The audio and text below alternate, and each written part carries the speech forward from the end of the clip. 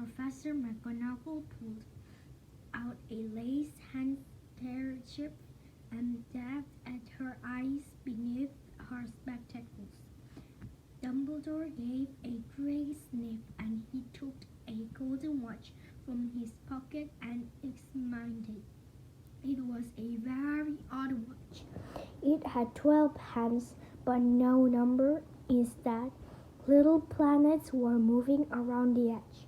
It must have made sense to Dumbledore, though, because he put it back in its pocket and said, "Hagrid's late.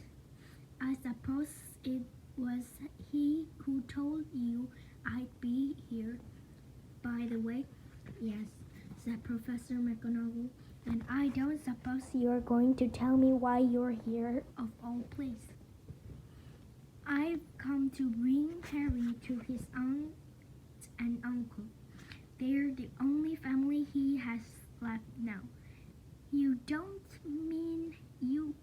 mean the people who live here?" cried Professor McGonagall, jumping to her feet and pointing at number 4. "Dumbledore, you can't. I've been watching them all day. You couldn't find 2 people who are less like us. And they've got this son. I saw him kicking his mother all the way up the street, screaming for sweets. Harry Potter, come and live here. It's the best place from him," said Dumbledore firmly.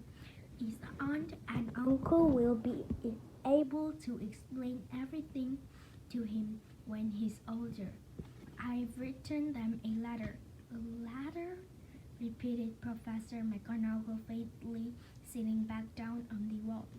"Really, Dumbledore, you think you can explain all this in a letter? These people will never understand him. He'll be famous, a legend. I wouldn't be surprised if today was known as Harry Potter Day in future. There will be books written about Harry. Every child in the world will know his name." "Exactly," said Dumbledore, looking very serious over the top of his half-moon glasses. "It would be enough to turn any boy's head. Famous before he can walk and talk.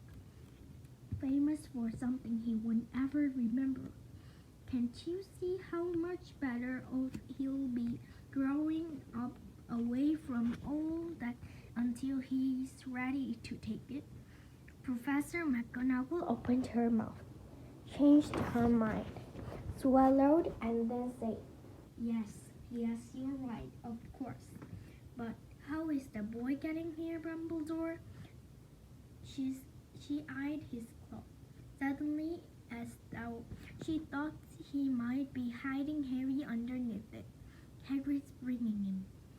"You think it wise to trust Hagrid with something as important as it?" "I would trust Hagrid with my life," said Dumbledore. "I'm not saying his heart isn't in the right place," said Professor McGonagall grudgingly, "but you can't pretend he's not careless. He doesn't tend to." What was that? A low rumbling sound had broken the silence around them. It grew steadily louder as they looked up and down the street for some sign of a headlight. It swelled to a roar. They both looked up at the sky, and a huge motorcycle fell out of the air and landed on the road in front of them. It was the motorcycle was huge. It was nothing to the man sitting astride it. He was almost twice as tall as a normal man and at least 5 times as wide. He looked simply too big to be allowed and so wild. Long tangled to bushy black hair and beard hid more of his face. He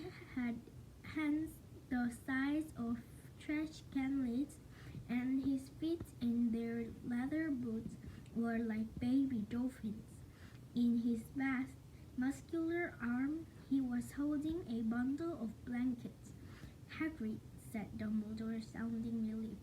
At last. And where did you get the motorcycle? Borrowed it, Professor Dumbledore, sir, said the giant, climbing carefully off the motorcycle as he spoke. Young Sirius Black lended to me. I've got him, sir. No problem, were they? No, sir.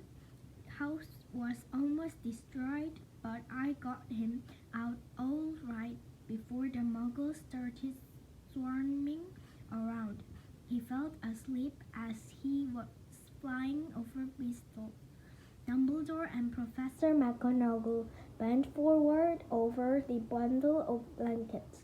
Inside, just visible, was a baby boy, fast asleep under a tuft of jet black hair. Over his forehead they could see a curious-shaped cut, like a bolt of lightning. Is that where? Whispered Professor McGonagall. Yes, said Dumbledore. He'll have that scar forever. Could you do something about it, Dumbledore? Even if I could, I wouldn't. Scars can come in handy. I have one myself above my left knee that is perfect map of the London Underground. Well, give him there, Hagrid. We'd better get this over with. Dumbledore took Harry in his arms and turned toward the Dursleys' house. Could I say goodbye to him, sir? Asked Hagrid. He bent his grey shaggy hat over Harry and gave him what must have been a very stretchy, whiskery kiss. Then suddenly Hagrid lets out a howl like a wan dove. Shh! Hissed Professor McGonagall. You wake the muggles. Sorry, sobbed Hagrid, taking out a large spotted-handled ship and burying his face in it. But I can't understand it. Lily and James, Dad, and poor Harry after live with muggles. Yes, it's all very sad. But get a grip in yourself, Hagrid, or will be found. Professor McGonagall whispered, patting Hagrid's gingerly on the arm as Dumbledore stepped over a low garden wall and walked to the front door. He laid Hagrid gently on the doorstep, took a letter out of his cloak, tucked it inside Harry's blanket, and then came back to the other two. For a full minute, the three of them stood and looked at the little bundle. Hagrid's shoulders shook.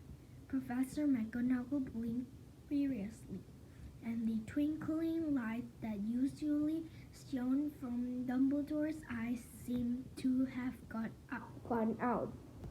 Well, said Dumbledore finally, that's that. We've no business staying here. We may as well go and join the celebration.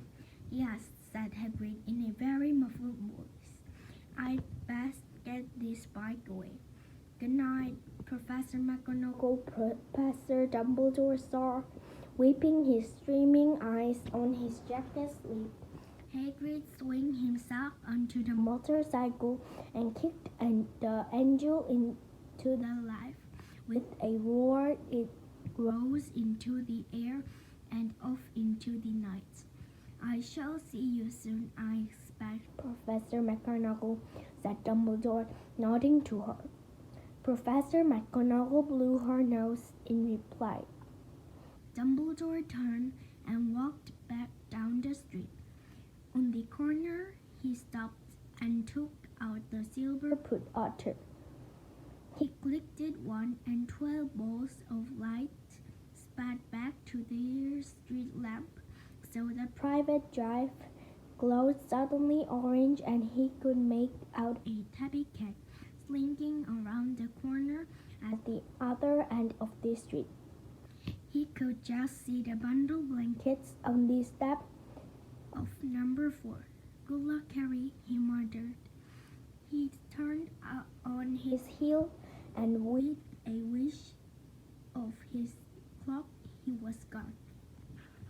A breeze ruffled the neat hedge of private drive, which lay silent and tidy under the inky sky, the very last place you would expect astonishing things to happen.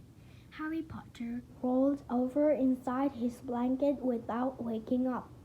One small hand cast on the ladder beside him, and he slept on, not knowing he was special, not knowing he was famous, not knowing he would be woken in a few hours' time by Mrs. Dudley's scream as she opened the front door to pull out the milk bottles, nor that he would spend the next few weeks being prodded and pinched by his cousin Dudley.